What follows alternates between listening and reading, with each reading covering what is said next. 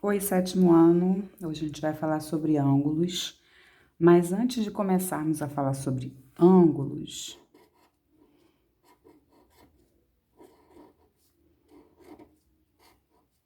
a gente vai lembrar sobre um assunto que dá base para esse tema aqui muito importante, tá? Antes mesmo, a gente vai lembrar como é uma reta, tá? Vou fazer os desenhos aqui, ó. Reta, uma semirreta e um segmento de reta, tá? Pra gente recordar, tá? Reta, as retas são infinitas, por isso a gente representa com seta para ambos os lados, tá?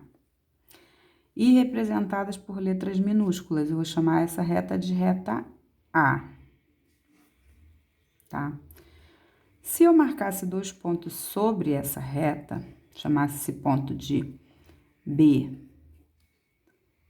C, eu diria que essa é a reta BC, setinha em cima, tá? Para eu representar.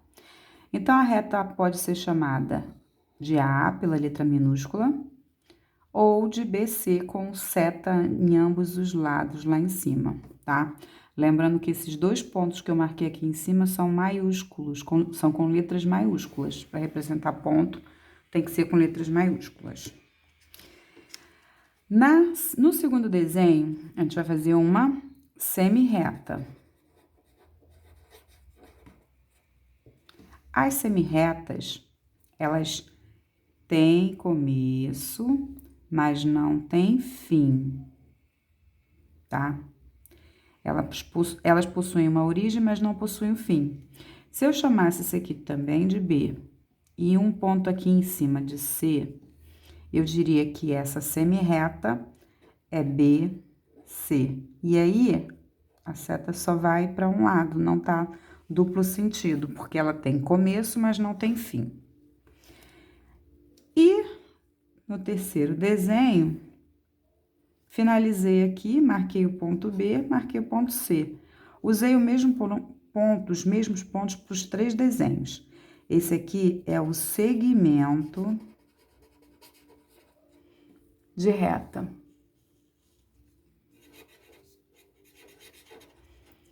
O segmento de reta, ele tem começo e tem fim. Então, o segmento de reta BC, eu representaria assim, tá? Ah, mas o que isso tem a ver com ângulos? Tem a ver com ângulos porque a gente vai fazer o seguinte. A gente vai mostrar aqui o ângulo, tá? Vou pegar outra cor. Os ângulos, eles são compostos pelo encontro de 2 semirretas. Eu vou fazer aqui o desenho, tá? Da primeira semirreta, da segunda semirreta. E o encontro dessas 2 semirretas, o encontro, que é aqui no meio, tá? Isso aqui é o ângulo. Então, 2 semirretas que têm o mesmo ponto de interseção, que se encontram, elas formam ângulo. E os ângulos a gente costuma representar por letras do alfabeto grego, tá? Então, ângulos são representados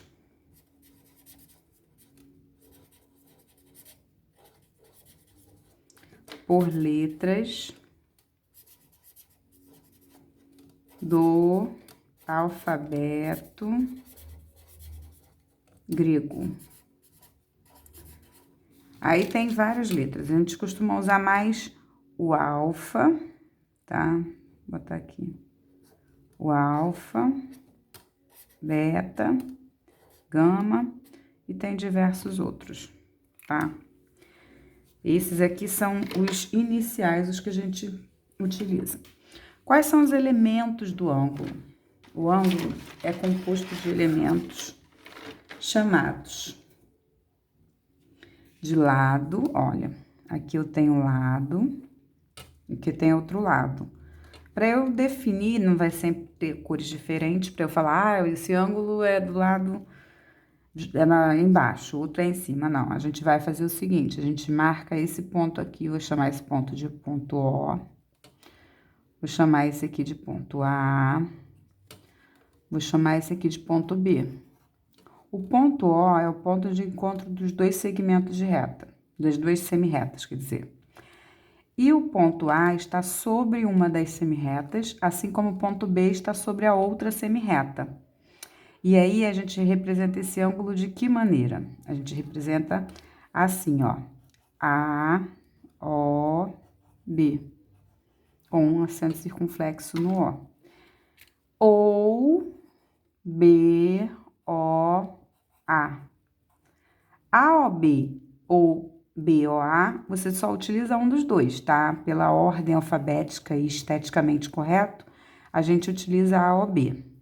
Se fizer BOA, não está errado, mas a gente prefere AOB para ficar com uma ordem mental mais fácil de verificar. E aí, ela é definida simplesmente, esse ângulo é definido simplesmente pelos segmentos OA e OB, tá? O ângulo, eu tenho essa parte todinha aqui de dentro, que eu chamo de parte interna.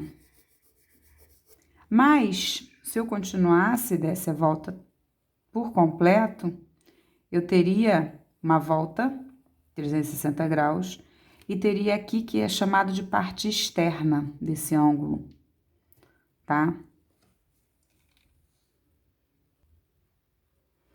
E o que que a gente vai fazer nessa matéria? O que que a gente vai fazer nesse primeiro momento? A gente vai identificar os ângulos, a gente vai medir e representar os ângulos, tá? Os ângulos são medidos por graus, tá? Então, os ângulos, a gente mede as medidas, né?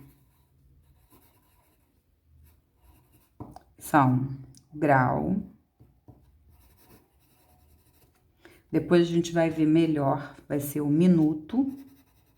Igual do relógio, né? Aqui seria a hora, se fosse comparado com o relógio. E o segundo.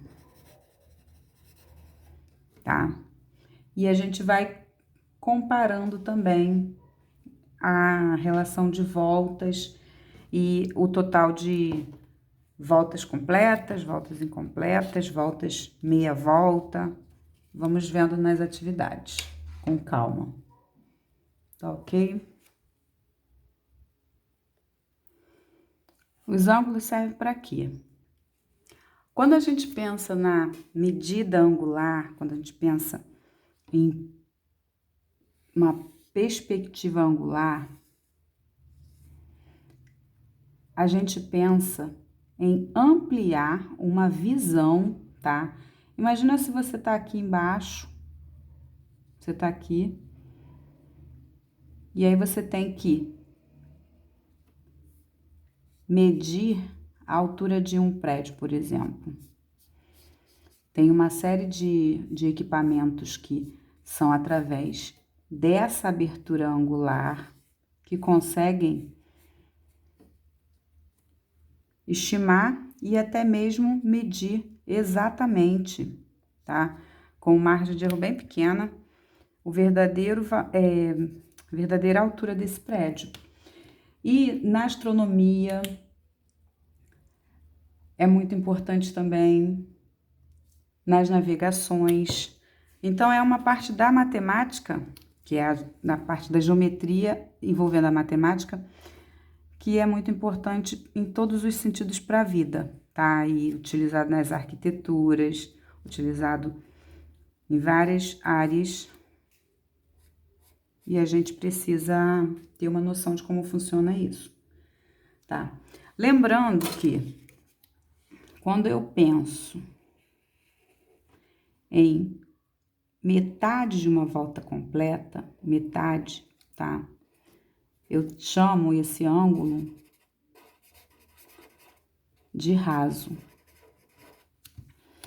Quando eu penso em um ângulo que mede 90 graus, eu chamo de ângulo reto. E aí, associado ao ângulo reto, a gente começa a fazer uma série de inferências. O menor que o reto, que o ângulo reto, o ângulo menor que ele, tá? Menor que 90 graus, que é o ângulo reto, o ângulo raso mede 180, o ângulo reto mede 90. Então, menor que 90 graus, a gente chama de ângulo agudo. E o maior que 90 graus, a gente chama de ângulo obtuso.